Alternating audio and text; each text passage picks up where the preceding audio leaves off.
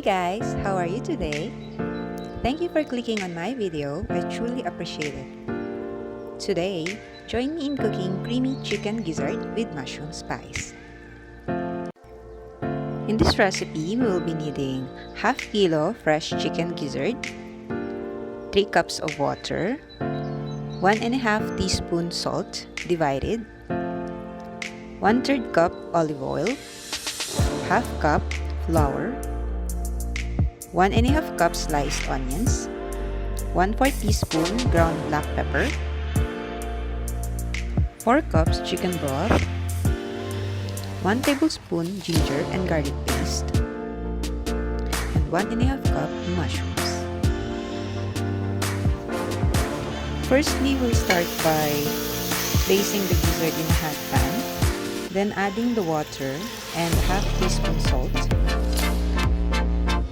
Bring to boil to cook for 30 minutes.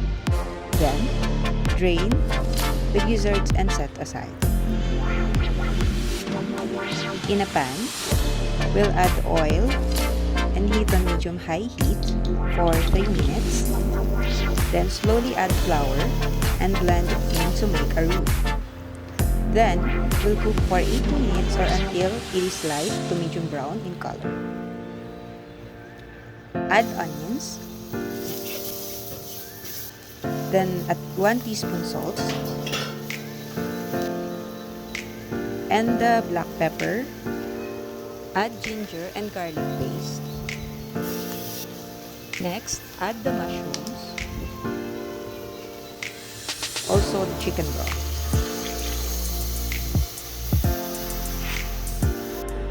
Stir first, then add gizzards. Bring to a rapid simmer. Reduce the heat to low, then cover and simmer for 10 minutes. Let's transfer to a clean dish. Sprinkle smoked paprika and chopped red pepper.